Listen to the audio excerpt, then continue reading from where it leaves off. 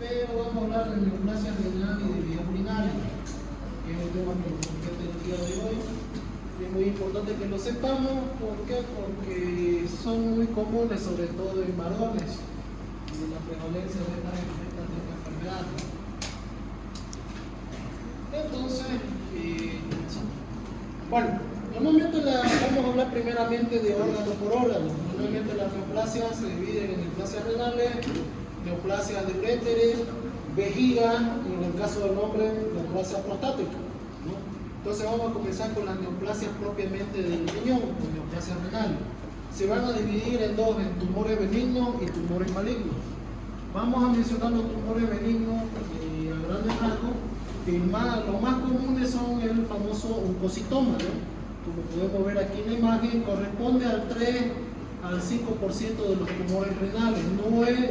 Normalmente los tumores renales no son muy comunes. Se dice que del 100% de los tumores en general de todo el cuerpo, solamente entre el 3 al 12% son de origen renal. Ya, como mencionamos al comienzo del año, los más comunes, por ejemplo en varones, ¿cuáles son?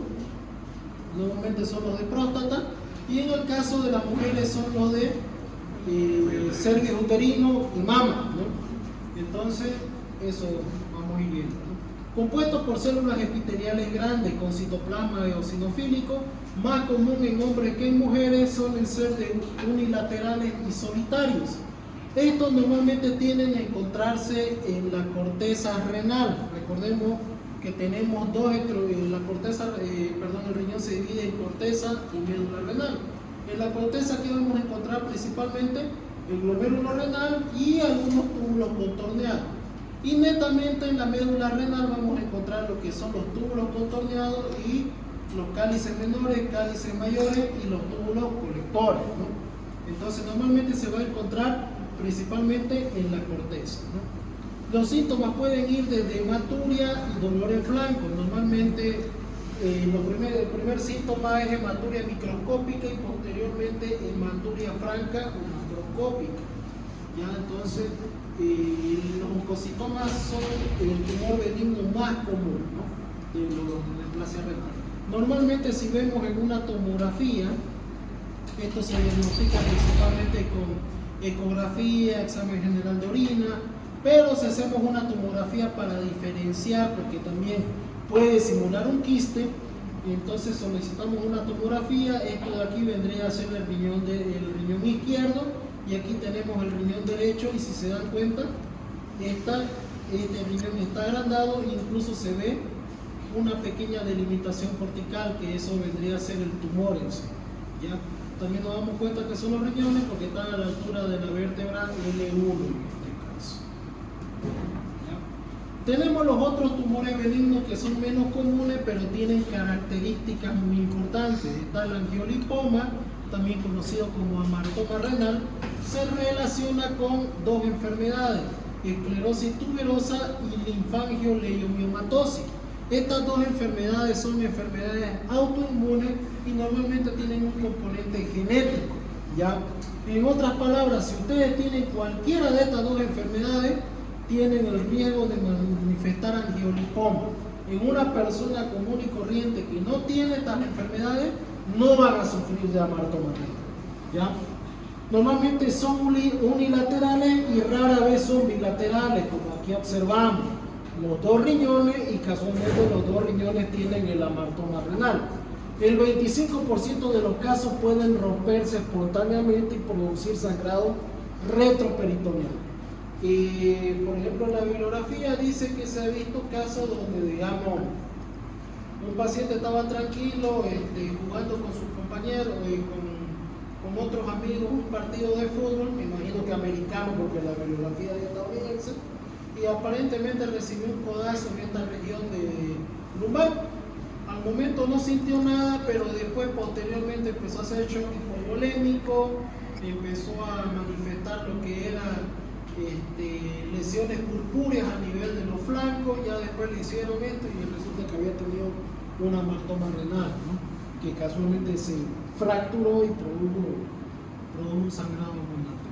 Están compuestas celularmente por células grasas maduras, músculo liso y vasos sanguíneos, pudiéndose extender a la gasa perirenal y de otras vísceras, ¿no? Normalmente, si se encuentra el amartoma renal ya en otras vísceras, ya se considera metástasis y que está empezando a malignizarse, ¿no? Luego tenemos los leiomiomas, que son tumores pequeños y raros que aparecen donde hay músculo liso, principalmente en la cápsula renal y en la pelvis renal, ¿no?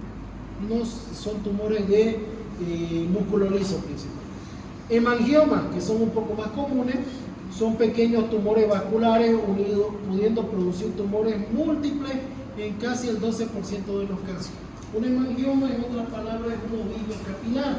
Normalmente los vasos sanguíneos, el hemangioma, empieza a haber neoformación vascular y forma un ovillo, ¿ya? Y este ovillo va a colorear de color rojo si está cerca de la piel. Por ejemplo, hay muchas personas que nacen con hemangiomas cutáneos, pero si este hemangioma se encuentra en el riñón, se va, imagínense, como un glomérulo renal, pero de gran tamaño.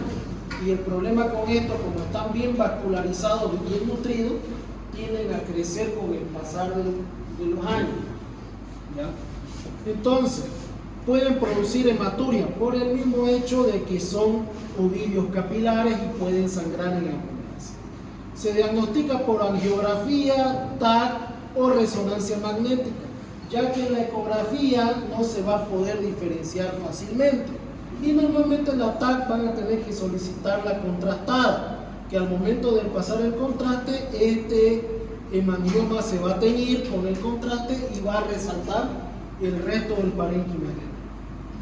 Lipomas renales son poco comunes, depósitos de células adiposas que surgen en la cápsula renal o tejido perirenal.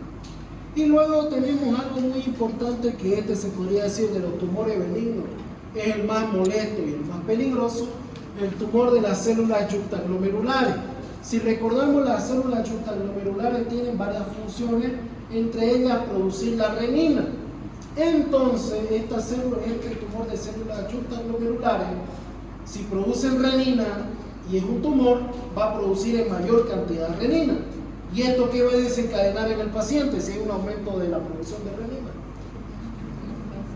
Va a aumentar la presión arterial. Entonces estos pacientes van a tener picos hipertensivos sin una causa aparente. Normalmente en jóvenes se puede detectar más fácilmente.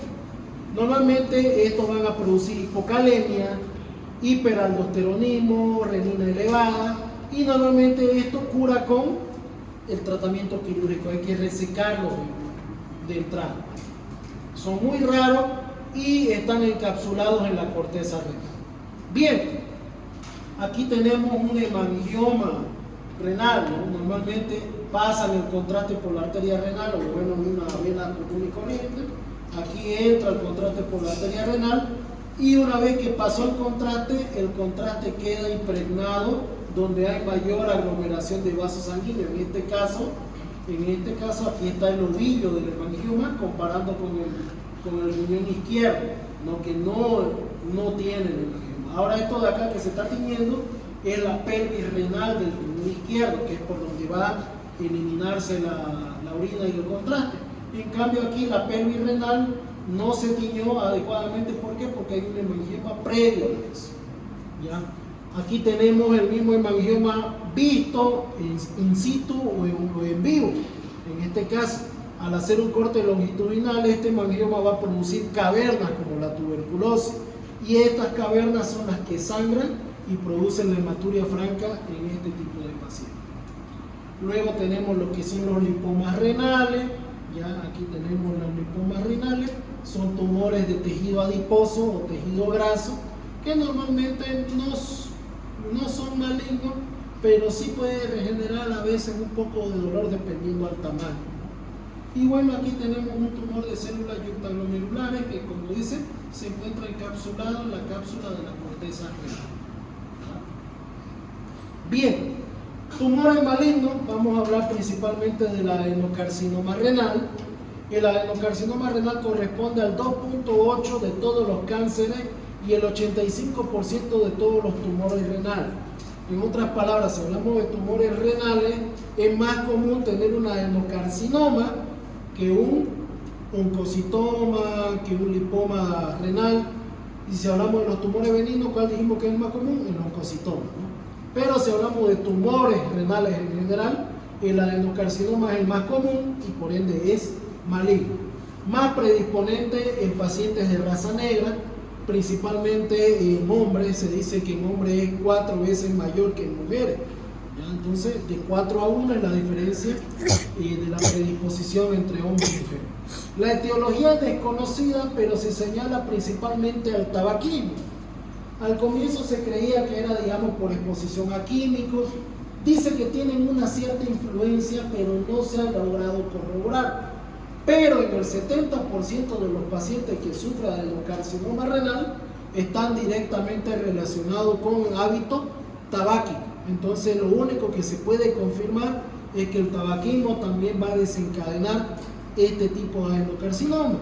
Y aquellos pacientes que vapean, según un estudio, casi un 50% tiene asociación con adenocarcinoma renal.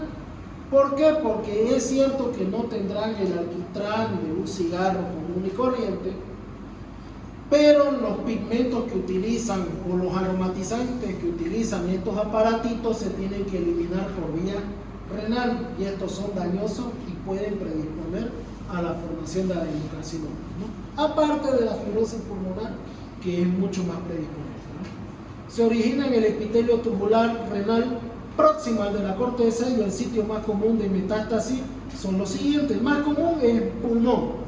Por ejemplo, cuando yo veía la radiografía, como le decíamos, en suelta de globo, en disparo de escopeta, o sea, multinodular en los pulmones, lo primero que yo tengo que ponerme a pensar es que ha venido de otro lado, y lo primero que busco es riñón. Entonces me pongo a ver todo lo que son los marcadores renales, ¿no? Urea, creatinina, PSA total, etc. Pero también pueden metastizar a otro lado como hígado, hueso, glándulas suprarrenales y encéfalo. La triada clínica de adenocarcinoma renal es hematuria macroscópica, dolor en flanco y una masa palpable en cualquiera de los flancos. Si el paciente tiene una masa palpable, dolor y hematuria macroscópica, van a pensar en un adenocarcinoma. Ahora, si aparte de esos tres empiezan a manifestar, qué sé yo, tos, disnea o osteodinia, significa que esto ya ha metastizado. Normalmente la tos y la disnea es por metástasis a nivel pulmonar. ¿Y osteodinia qué quiere decir? ¿Qué es osteodinia?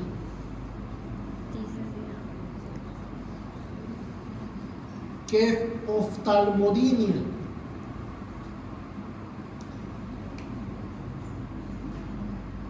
Creo que te estás durmiendo allá al fondo.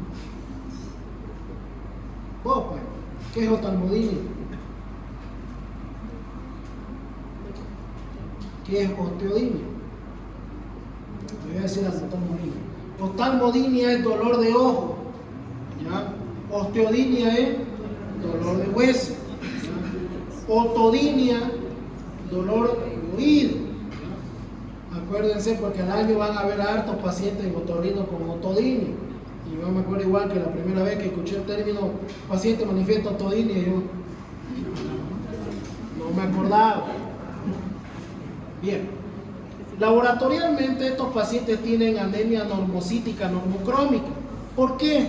Porque al dañar las células del parénquima renal, sobre todo las yuntas glomerulares son dañadas, va a cesar la producción de eritropoyetina y renina. La renina va a causar que estos pacientes estén hipotensando